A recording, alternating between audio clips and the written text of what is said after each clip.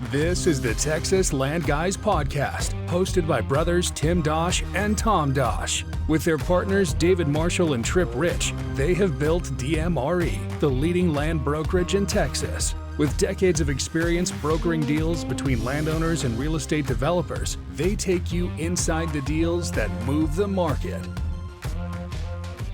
Welcome to the Texas Land Guys podcast. Tim, how are you doing this morning? Good. It's good to be back. Good. Well, it's hard to believe that we're to the end of another quarter and that we're three-fourths of the way through the year here. Yeah, the year's gone super fast. I mean, I feel like we were just sitting down back in January talking about what we thought would happen this year, and some of the positive momentum we were seeing, and some of the hope that we were seeing early in the year, and it's a lot's happened, even though it's gone fast. So a lot of big things in the market. We did just have our first rate cut in a long time. I think that was the first rate cut in 9 months. It wasn't as much as we wanted, but I think that was good to see this. I guess when we're recording this, that just happened just a few days ago. That's right. And I think the expectation is for more rate cuts. I mean, I think even in the next couple of months, but for sure, as we get into next year, there should be some more significant rate cuts coming. So I think that'll help. But as we've talked, we're also seeing some softness in the market, that's just continuing, that we saw last quarter, but maybe continuing it a little bit even stronger than it was, previously. So, well, there were some interesting trends in the third quarter, and I think we still had a lot of success as a company just with closings and getting several pretty notable deals closed, which is exciting. But I know for a lot of our clients and friends, it hasn't been an easy market. And one of the things we were talking about was just a lot of the conversations we've been having with different friends of ours that are in between jobs or looking for new roles at different development companies, because in some cases you have development companies that have pulled out of the market, and in other cases you have new startups and new companies entering the market. You even have, just since rates spiked back in 2022, you have companies that formed and started that have already come apart, and those guys are now working for other people. So it's been an interesting time, and I think we've both been spending quite a bit of time just meeting with people and trying to give advice. And we see so many different groups and what they're working on and the capital they have access to. And so we get a lot of those calls just asking about different development companies and our thoughts on just what do we think about the role that they're trying to hire for, or could we put in a good word for somebody? Well, it's happened on both sides. Tom, I know we've had a lot of our good developer clients reach out to us and say, hey, we're looking to fill this role. Who do you know, who's out there, who's available, who would you recommend that we talk to? And then, like you're saying, on the same side, a lot of developer, clients and friends that we've gotten to know over the last couple of decades that are reaching out and saying, hey, I'm in between jobs, or, whether my company folded or there just weren't deals happening, I had to go, make a move, and now I'm looking for something. And so, letting us know that they're available and would like an opportunity. So, there's been some cases where we've been able to help both sides, and that's been a lot of fun. Getting good quality people with good quality companies is really cool.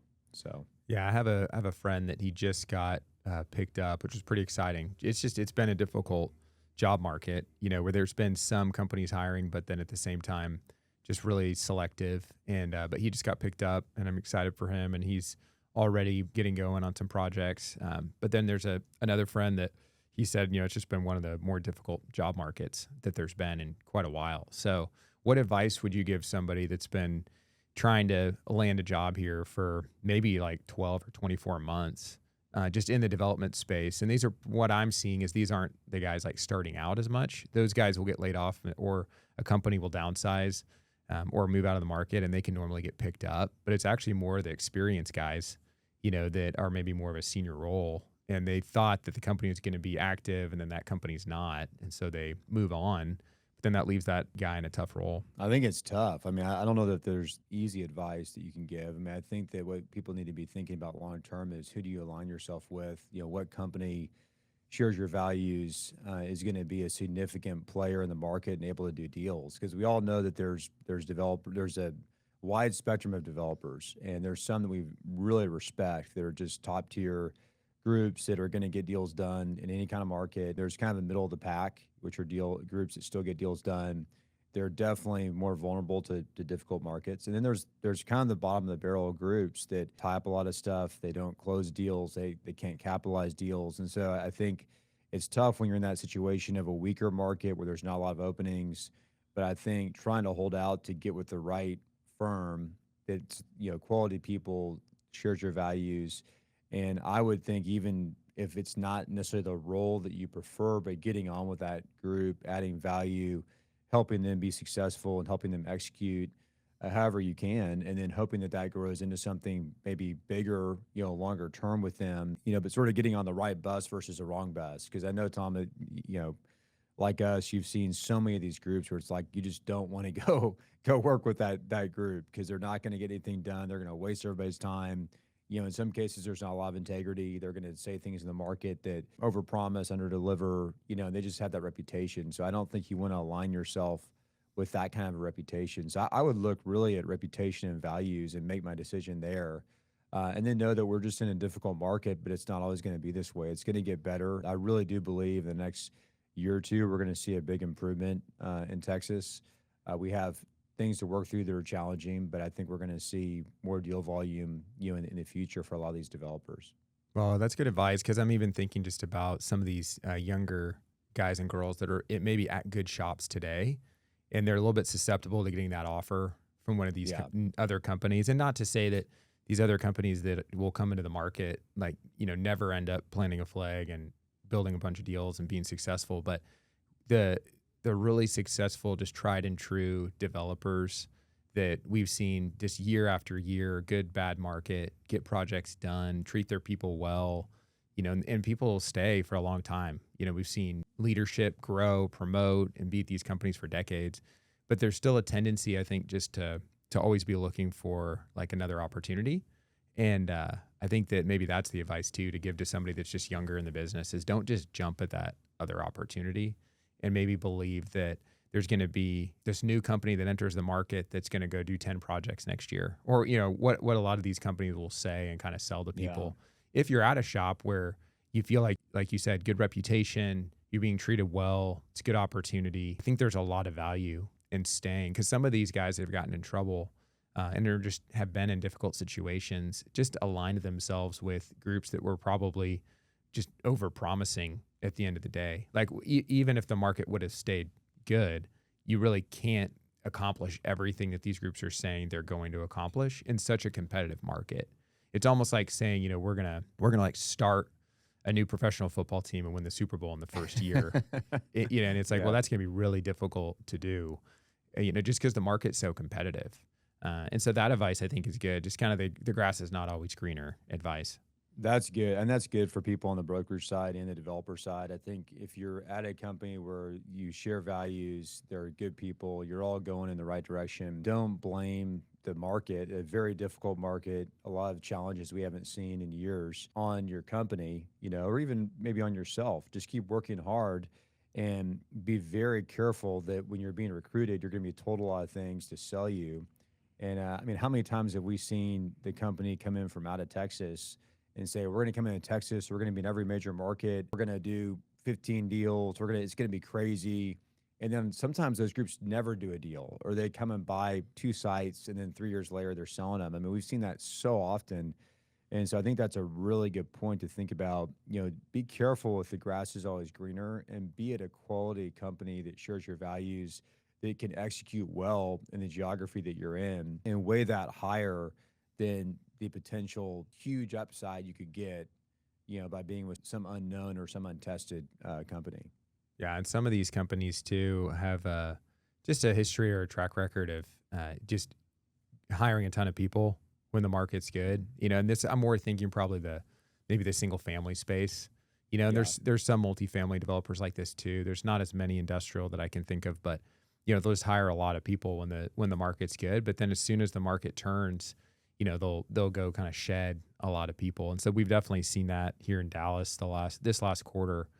Several of the big public builders let a lot of really good developers go. And it's really nothing about those developers. It's really more about just the company strategy and just the way that they operate. Yeah, that's right. That's a good point. Do you want to transition into a little bit more of talking about what we're seeing? Obviously, that's some of what we're seeing just on more of the personal side, just with friends and those in the business and kind of the job market in Q3. But what we're seeing in our Texas markets from an activity standpoint in Q3 and what we saw? I think so. I mean, I think if we just kind of rewind back to the start of the year, like we were talking about at the beginning when we started, there was a lot of momentum coming into this year. There were groups tying up sites. We saw a lot of deals going under contract at some pretty big numbers, and this is across all the use types. Single family was still, really hot at that point. Multifamily seemed to be coming back, and then as we got in the second quarter, we had Liberation Day, we had the tariff start, we had a clear, I guess, word from the Fed that they weren't going to be lowering rates significantly, that wasn't going to happen anytime soon, that they were going to kind of hold firm and continue with higher rates. And so the market really stuttered and kind of started to struggle in the second quarter. And we've really seen that continue through the third quarter. So I'm just speaking kind of from a macroeconomic standpoint, it's been tough. I mean, I think multifamily has probably gotten tougher throughout the year. So it was good at the beginning of the year. Second quarter, deals started falling out. Third quarter, we've seen more deals fall out. We're seeing the fundamentals get softer in Houston. Some of the kind of submarket specific, like better submarkets that were stronger, we're seeing softening rents. And that's been probably the biggest excuse that we're seeing developers drop deals. We've had some very good developers who are good quality developers with good sites that we think really made sense, drop the sites. And the major excuse they made was the rents. We're also just hearing that capital's very difficult for multifamily development. Even the better developers are struggling. And when I say better, groups that have great capital relationships, they do a lot of volume. Capital is not typically the problem that they have. It's finding the right site. These developers are finding the right sites and not getting capital, for those developments. So we've seen multifamily get tougher. Industrial has been kind of the exception where we've seen it strengthen throughout the year. For us, the big problem is just finding enough really good quality sites. But we're seeing that the pricing go up for what developers will pay, and we're seeing those deals get closed. So that's been positive. And then I think single family has just been weak in the last, call it 4 or 5 months. Home sales are weak in Houston. We are still seeing activity. A lot of it has been the larger acreage. Developers are looking longer term. The builders have pulled back a little bit, but we're still, I would say 50% of our offers are still single family, builder or large acreage offers, and then probably 25% industrial, 25% multifamily at least for the Houston office. Yeah, that's good. That's a good overview. I would agree with a lot of what you said as far as just even what we're seeing in Dallas. And single family has definitely been more difficult in the last, like you said, probably a couple months. That said, even just across the company, if you looked at closings in Q3, and reminder, our land deals take a long time, so most of those deals are not put together in Q3. I think we had a couple deals put together and go all the way to closing, just very fast deals. But most of these deals have been working for a while. But about a third of the deals that we closed as a company were single family deals, and several big, large acreage single family deals, really in every market, still got closed in Q3. And from an offer standpoint in the DFW markets, we're on track to probably make around 150 offers this quarter when we tally them all up at the end. And that's really just offers on behalf of builders or developers on sites. It doesn't include offers that we get on our listings, which would be another couple hundred offers. But the 150 offers we've made, it breaks down to probably 30% of those or so are multifamily. And then, higher than that, probably more like 40% are multi, 30% were single family, and then the balance were industrial or other. And the single family offers have still been really strong, even though the market's difficult. And I think why that is you have a lot of builders that actually have gotten in a position where they now own land and they want to sell that land. So they have excess lots, excess inventory, and they're looking to trade out of that, either trade lot positions in different communities or just sell to another builder.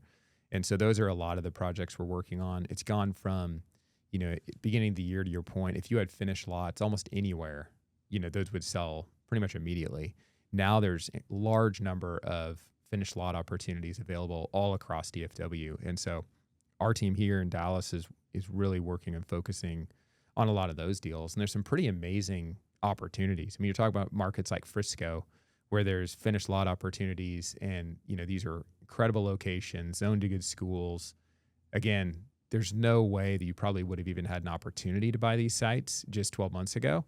And now it's difficult for some of these sellers to find buyers. Just a lot of it is because of what they're in the deals for, just their cost basis on these different developments. But industrial has been really strong. And so I'd say that it really aligns with what you're saying.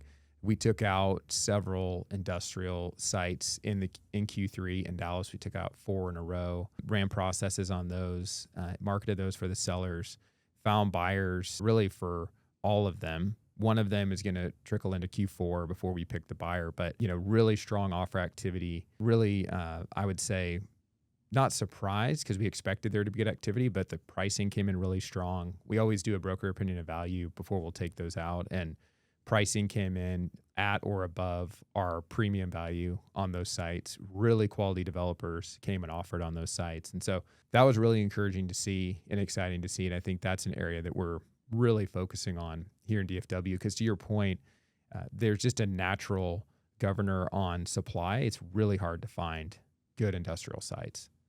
Yeah. And I think a big story for you guys in the third quarter was this SB 840. I mean, it made a lot of news and has had a huge impact, at least on DFW and probably Central Texas. It hasn't really done anything in Houston because we don't have zoning, and our outlying municipalities that have zoning are too small to be affected by it. But maybe just briefly touch on that, because the reason you're probably still seeing a ton of multifamily offers is groups who are chasing, some of those SB 840 sites. Yeah, that's a great point. Because if you really look into the multifamily market in Dallas, it's very similar to what you described in Houston. Rents are pretty soft across the market, even in some of the more, I would say, just traditional, stronger markets from a demographic or demand standpoint. Rents have just not been growing. In a lot of cases, they've declined.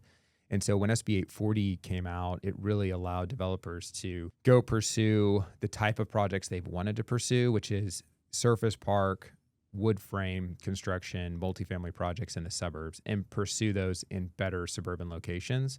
When I say better, not as far out. So instead of the more tertiary markets of, the further outreaches of Collin County or down into the southern Fort Worth, Chisholm Trail, or West Fort Worth, or far east Dallas, now they're able to come back into what we call like the first ring suburbs of Dallas. So Irving, Plano, Frisco, these really well-located, strong markets that have been pretty much built out. And those cities had, in the past several years, come out and said, we really don't want to zone more multifamily standalone. And if we do, then it's going to have to be wrap construction, or it's going to have to be podium construction, or Frisco is really starting to push for type 1 construction on future multifamily. And so this law allows you to now come in and theoretically, if you can still get the city on board to work with what the state has passed as a law, to go build surface park multifamily. And so I think you're right. The amount of offers that we made in Q3 on multifamily, which is going to be around 75 multifamily offers, really when it's all said and done. So probably closer to 50% of the offers. A lot of those are more SB 840 focused, because really there's now several areas of DFW where there's been a lot of multifamily development that there's almost no activity because developers can't underwrite any projects. You have soft rents, you have significant concessions. There's multiple markets now in DFW where you have 8 to 12 weeks free of rent. And so that just doesn't work for new ground up development. What do you see on these SB 840 deals? I mean, there's a lot of offers. Do you feel like, are groups concerned about actually closing those deals because of what the legal battle they may have to have with those municipalities? Or where do you see those deals going? How many of those are real deals that might go to closing? And it may be hard to know that yet, but yeah, I think in some cases it's a little bit hard to know. We're definitely early. I would say, just beyond the zoning part of it and the ability to now build multifamily, it's still not going to be very easy to get it capitalized. I mean, I think you're still going to have challenges on capitalization. I think you're going to have a little bit of a fear from capital partners that are more conservative that there could be a lot more supply due to SB 840. And so certain markets like Grand Prairie, Dallas, and Fort Worth, I think that they are going to work with the state and they're going to allow these developments to happen. And they've already come out and said that. And so I think, projects in those markets have a much higher likelihood of getting done from that standpoint. But then some of the developers that we hear are tying the sites up and tying them up at record numbers.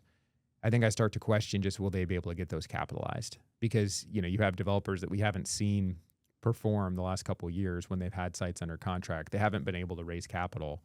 Now they're tying up these projects at $30,000 a unit in a market that was probably like a $25,000 unit market So is that suddenly going to work? And I would say, those markets, Grand Prairie, Dallas, and Fort Worth, there's pockets that make sense. They've all been pretty open to development the last couple of years. And so just because of SB 840, I don't know that those projects are all going to happen.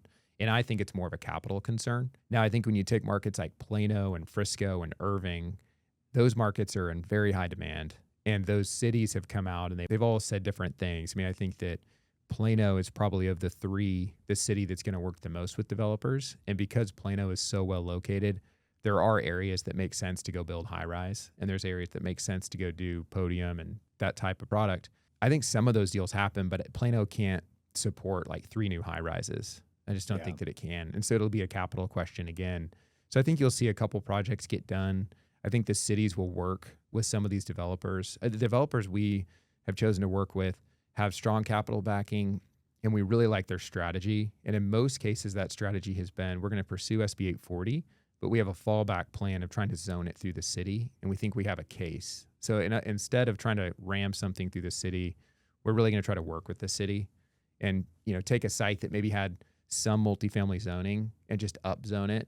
And so you're still maybe providing some commercial, which is what the city would want. We're taking a site that's surrounded by existing multifamily.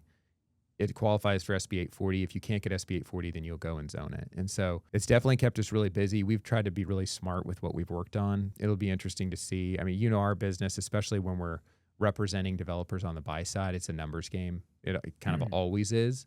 And this is even probably more so just because it's been very competitive and property values have gone way up. Now the question will be, what all closes and does that set some new pricing?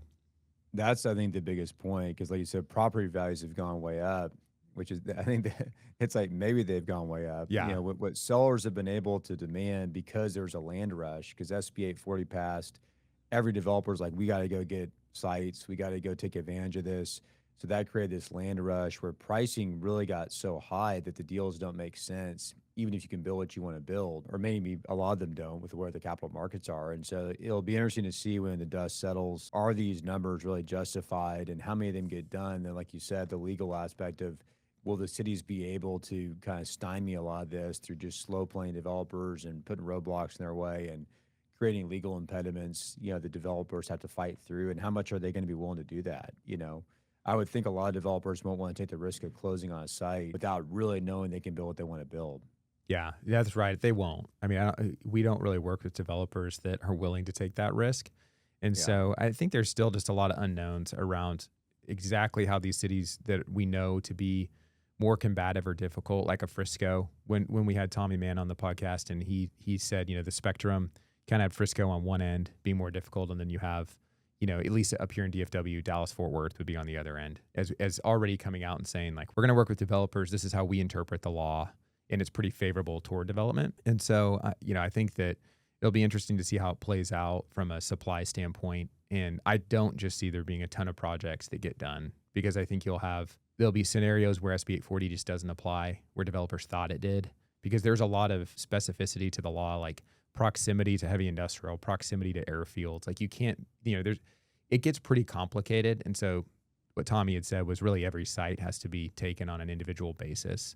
You can't just look at a market and say the zoning is X, and so that means it qualifies. And then the capital, I think we've heard of different capital groups that are just out of the market, in certain areas, and then interested in other areas. And so the flip side of all of this is we still have a lot of clients and a lot of new clients constantly that are calling and saying, like, we want to do 3 starts in Dallas next year. We want to do every year in Dallas, we want to have 1,000 units on the multifamily side. And it just was with a client yesterday that's another out-of-state client that we've closed probably 10 projects with in Houston, and they're coming back into the market. And we were talking about just how difficult it is to underwrite projects in DFW. But at the same time, there's incredible demand. And so they're describing the type of site that they want. We want walkable. We want to be next to H-E-B. We want to be next to Whole Foods or Kroger. We want some of this access to grocery. We want to be in a good demographic market. We want the schools to be good. What they describe, it's like really hard to find, as you know. And there's not a lot of these sites. And when you find them, there's probably 100 other developers. And that's not an exaggeration, because there's about 400 multifamily developers that we that we keep tabs on just for DFW that are interested in opportunities. So there's probably like 100 for any of these good sites, if not more. And so when you do find them, one thing we've had happen in Q3 is one of the other guys here in our office has put several deals under contract for multifamily that are closing in 60 to 90 days, all cash to really quality developers. They're good sites though. They hit that criteria. And when you have that criteria, it's just so rare, there's going to be developers. And so what we were talking to this group about was what's their timeline for a site like that? Because if you're going to pursue those type of sites, you're actually going to have to move really fast, which is hard to understand because you feel like the market's difficult. You know, here's the box I want to be in. I'm not seeing anything in that box. And then when you see something, okay, now I'll make like my normal offer, 12-month close. And I just said, like, you won't get anything done with the 12-month close because there's not really an off-market site in a place like DFW. Yeah. Somebody hears about it and knows about it, and you're going to be competing on price or competing on time. And so that's the flip side is like there's a lot of sites getting no activity. There's no interest. It's just kind of like red X on these different submarkets because you just couldn't get something done. And then there's these other sites, which is probably, 2% of sites. But it's like as many offers as developers you call. We're seeing something similar in Houston, but not that dramatic. We're not seeing the 60 to 90-day closes here, on multifamily sites. We actually have one of them like that, so I shouldn't say haven't seen any. But what we're seeing is developers pay up for the really good sites, but still get time. So we're actually seeing some record suburban pricing in several different parts of the city for the really, really good sites, but we're still seeing the developers get time. We haven't really seen, a lot of 60 and 90-day, developer closing deals. And I don't know that we will, but we have seen what you're also saying of just a lot of these submarkets where developers won't look at the submarket. They won't make any offers, anything that's commodity. There's just a lot of the market that's kind of off limits right now from a capital standpoint. So one interesting trend that you guys have had this last quarter on the closing side is a lot of infill closings, which is not the infill market in Houston. I actually had dinner with a client, I guess it was last week, that just mentioned, the number of starts that Houston's had on the multifamily side in like the last 3 years inside of 610. And it was like you could count them on one hand. It was pretty crazy for such a large city. But you want to talk about some of that activity and just getting some of those deals across the finish line? Yeah, so we've had 5 infill closings in the last couple of weeks here in Houston, which, like you said, is a pretty big deal because the infill market in Houston has been completely dead. I mean, that's normally for our Houston office. I would say half our closings in a typical year are infill deals, and it's just, it's like the spigot got turned off, for the infill market. No one's looking. Sellers are either high priced, and just no one can get close to their pricing, or they're willing to come off their price and there's no buyers. But not only have we had 5 closings, but all those deals started either in the third quarter or in the late second quarter. So they went under contract a couple months ago, in some cases 30 or 45 days ago, and still closed. And some of these deals closed at some pretty good numbers. I'm talking, close to $200 a foot on some infill sites. So that was really interesting to see and really encouraging to see. Because we haven't seen that at all. And I think we'll start to see, more infill activity. That was one of my predictions coming into this year, that we'd see more infill transactions. And I think we're starting to talk to developers who are saying now's the time to go do an infill deal. We just got to find the right one. And the biggest challenge we have in Houston is the pricing has gotten so high in the past that in these better markets where you want to be like the Heights or River Oaks, Greenway, there's these $100 to $200, in some cases higher than $200 price per square foot price expectations, which really just don't pencil at all. I mean, there's nowhere even close that they could pencil. So I think that'll be the challenge, is finding a site.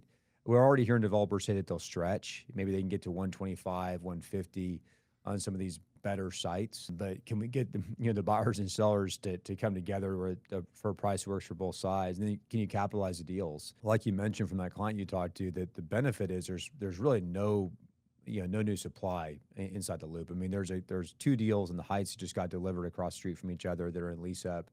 But there really hasn't been, hardly any meaningful development now for years in the Heights. And so, and really in the whole infill market. So I think we're going to see a really good opportunity to get in and get a couple of good sites and have those be good deals. Yeah, I was surprised that same client I was with yesterday mentioned they were looking at one of your listings in Houston that's in like the Timber Grove area that's a surface park opportunity, which is amazing to think that there's like a surface park opportunity in that part of town. Just because we don't really see that in DFW where you're like in a pretty good area and you could get enough land to build surface park. And that to me is just an example of there just hasn't been a lot of development, because if there was, those surface park opportunities would become like multi-phase wrap sites. And that would Yeah, just that's be right. but I think it provides a huge opportunity. And it's interesting, this same company was just telling me, he's like, we're going to do more in Houston than we will in Dallas, which they're probably like the only person telling us that. Everybody wants to say they're going to do more up here, but he just said the opportunity is so good in Houston. The costs are lower, the competition is less, and he's like, there's like so many good multifamily land sites. They go and meet Yeah. with you guys in Houston and our team down there, and there's like tons of opportunities to pick between.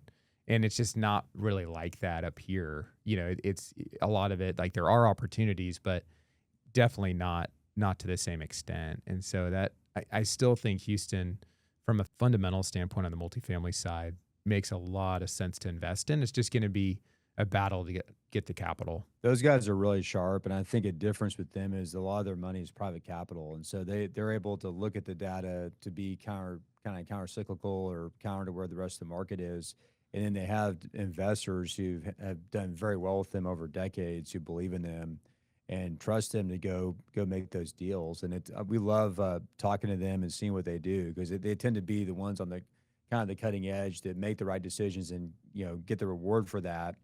And then sometimes people try and follow them and they're too late, and so it doesn't work out as well. But they're definitely very sharp guys. I think a trend that, as you were talking about those closings, that I'm thinking about, and that we've talked a little bit about, but it was more of a one-off, is just sellers deciding now that it makes sense to give more of a significant discount to get a Yeah. closing. We're not seeing that. So we were seeing, developers sell sites. We had an episode on that. We've talked about some specific deals that we marketed earlier this year. But what I'm now starting to see, and there's multiple examples, is sellers recognizing, we've been sitting in this difficult market now for, I guess if you said summer of 22, we're almost 3.5 years in to a difficult market. And most of these properties were purchased probably before summer of 22 in most cases. A lot of these properties were like 2021 or before. And so we thought, survive to 2025, people were going to get to this year, Yeah. rates were going to come down, costs were going to come down, and we didn't really think rents. I think we thought rents could be soft, but I think there was also this expectation that supply was going to have tapered off, and so rents actually should be going the other direction by now. Since we haven't hit that yet, I'm now starting to have multiple conversations with sellers that it's less about how can I get the maximum price, and it's about like, okay, who can actually just write a check and close on this? And I don't really want to talk to the groups that need 9 to 12 months to close. I'm willing to talk to the groups that like they could do this in like 3 months, or they could do it in 6, but like they don't really need the 6 months because the site's zoned and there's not a lot to figure out and they have the money. And the trade-off is not, I wanted 10 million, I'll take 9.5 million to close it in Yeah. 3 months. It's, I wanted 10 million, I'll take what I can get, but maybe it's my basis, or maybe it's like 6 or 7 million. Like it's a pretty significant discount.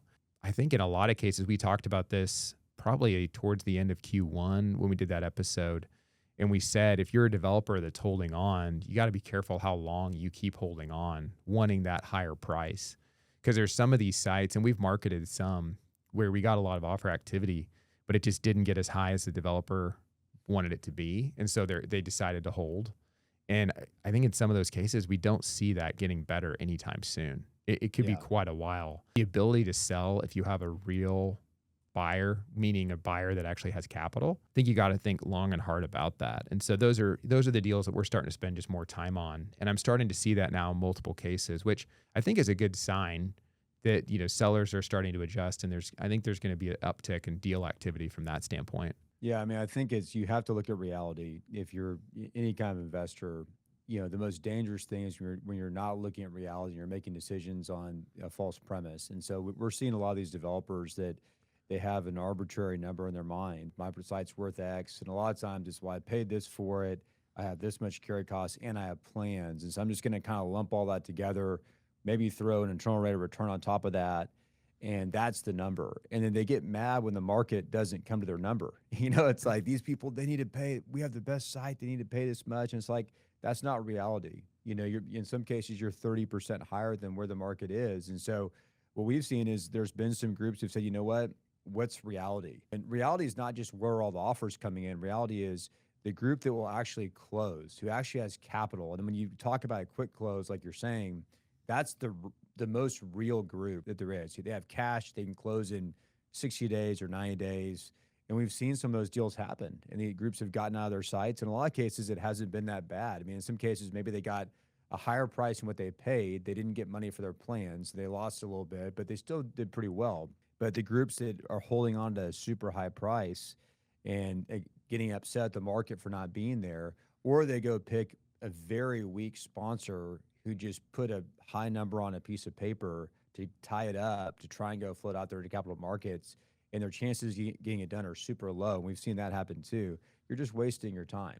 Either you need to just hold it long term and know it could take a couple of years, or you got to get with reality of where the market is. And I agree with you. I think it's, unfortunately, I don't see on some of these sites, because I think what you're referring to is some of these infill sites where we're talking about last cycle frothiness, where people paid these huge numbers when rates were low. It's a completely different market. They still probably made bad buys. They bought at the top of the market. Maybe at the time they were really stretching things. So now, I mean, nothing works at all from where they bought the site.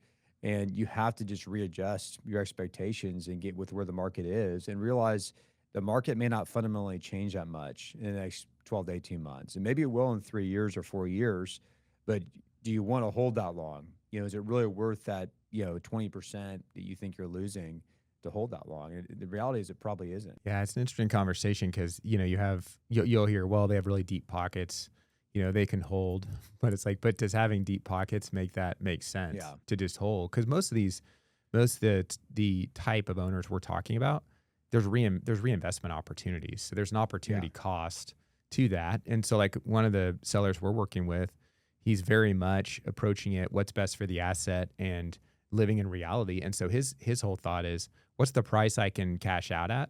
And I have another place to go put the money. So instead of like waiting 3 years to maybe make a little bit more money, or maybe not, I'll sell it now, I'll cash it out, and then I'll go and replace that capital into something else. I think that's the way you probably should be looking at. But like you said, a lot of these owners, you get in the situation where you paid a price. And unfortunately, there's some deals that I worked on in Houston, 10 years ago when the market was at a certain level, that the market's never come back to that level 10 years later. True. And it's actually quite a bit lower. I mean, where you had sites and submarkets sell for close to 200 a square foot, and now those sites are going for, under 100 a square foot. And that's after being marketed, and that's after going out to the whole market. And it's just the reality of costs and rents and where people want to be. And, in some cases, just what's happened in those submarkets. And so, if you had to hold 10 years and that's what happened to your property, it actually would have been a lot better in those cases for those sellers to sell after like 3 years. And instead of losing 50%, they probably would have come out at par, or maybe lost, just a little bit of money. So it's just thinking through, prices don't always go up. I know we've talked about that as well. And we own a lot of sites too. And we're owning right now sites through the choppiness of the market. And so I think we try to be really realistic. We're really careful with our carry costs. What always kind of blows my mind is when you talk to sellers and they have a lot of debt on their land, and you realize that they're just kind of playing on the edge constantly. Yeah. I'm working on one right now where, we're fighting to get just short extensions to get a little bit more time to figure out some real development challenges, and knowing that the seller has debt on their property and they're just living on the edge. Like they keep extending it, and they need I think they need our contract to extend it.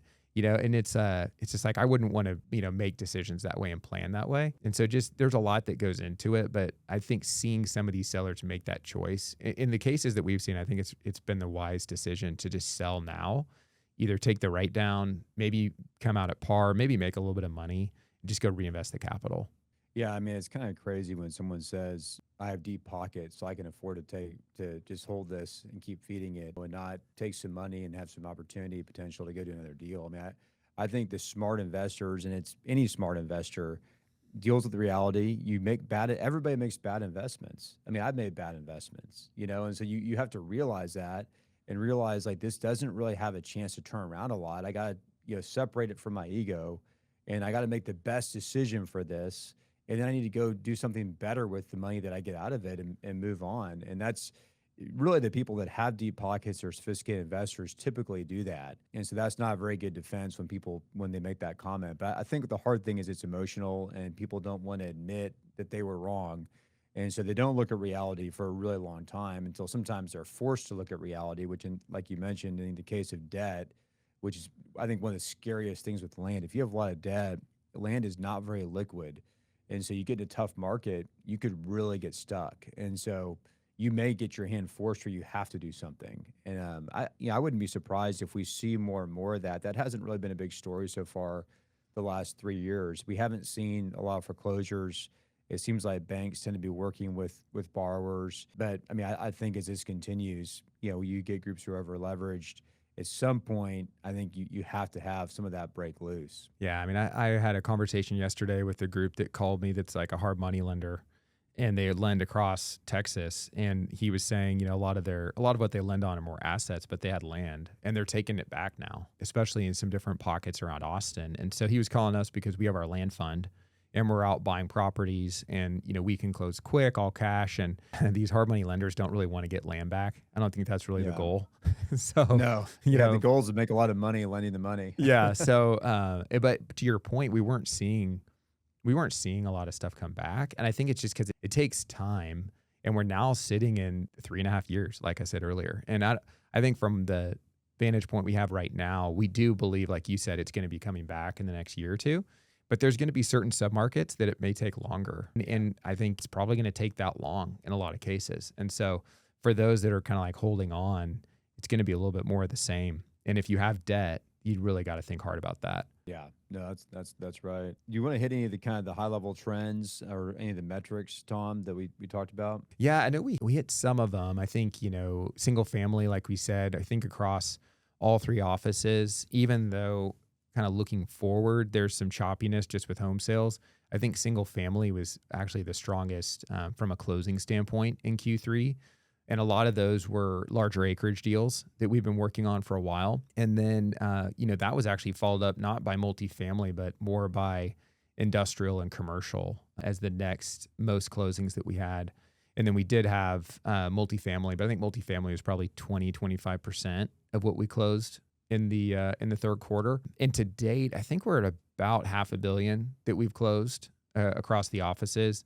And normally the way our business works is Q4 tends to be the majority of the closings. The end of the year is kind of like a natural, I guess it's just like a natural finish line where sellers like to get their site sold before the end of the year.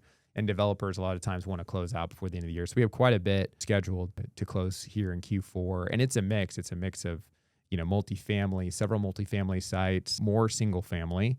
And then we actually have several industrial deals up here in Dallas that will be closing here pretty soon. I know the Austin office has a couple pretty large projects that they have scheduled to close in like the next 30 days, which is exciting because that, we've talked about it. Austin is definitely across the triangle. That's the market with the most headwinds because they had as much supply delivered in pretty much every asset type as Houston, and they're way smaller as a market than Houston and just can't handle that type of supply and not be impacted. And so even with that said, our Austin office has actually done really well this year, just figuring out a way to put deals together, help clients out, get projects moving, selling sites. And so, expecting to see more of that in the fourth quarter. Yeah, and I think just to highlight the point about $500 million in production volume, depending on which part of the business you're in, that either sounds impressive or not impressive. On the investment sales side, those guys are doing bigger deals from a dollar standpoint, $100 million, say multifamily investment sales deals, and so they could have maybe higher total production. Typically, those fees are much smaller down the land side of the business, but in a land business, a typical, I'd say an average land deal is a $2 to $4 million deal.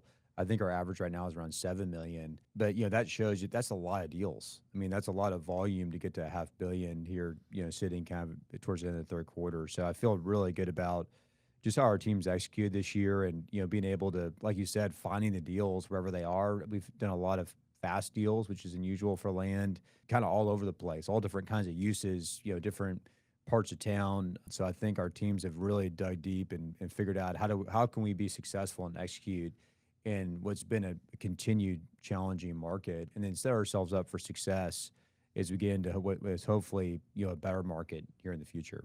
Yeah, that's a good point. I mean, I think for years, we've been looked at as like multifamily land specialists because we've closed so many multifamily land deals. I think we're up to almost 400 now, which is incredible. I'm not sure if we'll hit 400 before the end of the year or right into next year, but we're at like 380 multifamily land deals that we've closed. But what's happened is we've really evolved a lot as we've grown the teams. And, we have about 20 of us up in Dallas now, and we're working on a lot of projects that aren't multifamily. So, Yeah. a lot of my time still goes to multifamily. I really enjoy working on those deals. That's my background, but I'm also always working on other, large acreage deals and industrial and different types of projects. But it's interesting that a lot of the activity right now is not necessarily multifamily. And so the fact that we've been able to diversify and look at land, kind of like we always looked at it in Houston where there wasn't zoning, we looked at all different types of land. And then what we've done in other markets is approached it being very focused on different use types, but still covering all the different active use types in the market. Yeah, no, that's absolutely right. I think that's good, Tim. I think that that's probably, for me, those were the main summary highlights of Q3. It'll be interesting to do this again at the end of the year and just see how it shakes out. And then also looking ahead to next year and spend some time with some predictions and thoughts on what we expect to see in 2026. What would you say, just a quick, 30 seconds as we end, what were your predictions for Q4? Like I said earlier, from a multifamily standpoint, it's going to be more of the same. I think it's going to be a little bit of a challenge just with where we are with rates coming down, but very from a, not materially. And then I think a lot of developers will probably be waiting to make big moves until Q1. And, that's pretty normal. So I would say probably when we get to early January, I would expect we're going to be having a lot of meetings and a lot of developers will be really trying to load up for like NMHC on the multifamily side. But I think Q4, there's just a reality that there's certain parts of town, certain areas, certain submarkets that just kind of can't pursue right now. And then there'll be a lot of time, energy, and probably legal expenses being spent on SB 840. On the industrial side, I think it's just going to continue to be really active. We haven't seen any slowdown there. The summer was really busy, and we continue to work on several projects there. We're going to be bringing out some more listings in Q4, so we're really excited about that. And then single family, I think that although it's generally down and there's a lot of just negativity out in the market on lot supply in different parts of town, I think that just because our team is so focused, we have 4 guys that really spend all their time up here in Dallas focused on single family. They're so focused on thinking about it from a builder standpoint and thinking about how do I go help our builder clients, and helping them might actually be helping them sell their sites and finding a buyer or finding someone to trade into. They're working on some really exciting fast deals on that front too. Because in some of these cases, these builders kind of need something to happen fast. They need to get out of these lots quickly. And so our guys are so in tune with the market. They talk to all of the builders and developers that they really, I think, are going to put together some pretty cool deals and already are entering into this fourth quarter. Yeah, I think that's good. I would agree with all that for Houston. And I think what we might see is something very similar to last year, where there's deals getting done through Q4. The market's not frothy, no one's going to tying up a lot yet for next year. There's real deals that are getting done or going under contract. And then I would think that we'll probably see some pretty strong bullishness in Q1 next year with a lot of hope for things turning around. And we're just going to have to watch, I think, the larger economy in the U.S., the global markets, just kind of the macroeconomic picture. Where is that? What actually does happen to rates in reality? Looking at construction costs and just all the factors that we always talk about.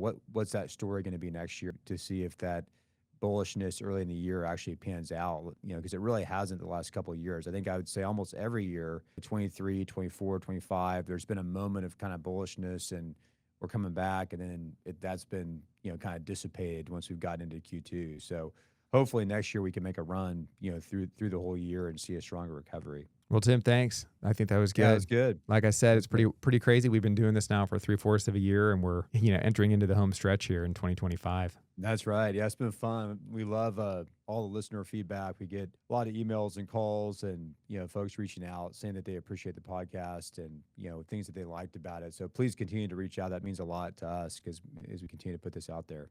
Yeah, it's easy to find us, dmre.com. You also can email either one of us. Very simple, tim@dmre.com or tom@dmre.com. It's fine if you email the wrong person, intending to email the other person. It happens all the time. So we'd love to hear from you and appreciate you listening. Thanks, Tim. Thanks, Tom. Thank you for listening to our podcast today. If you have questions about land you own in Texas, send us an email at texaslandguys@dmre.com and follow us on LinkedIn to stay updated.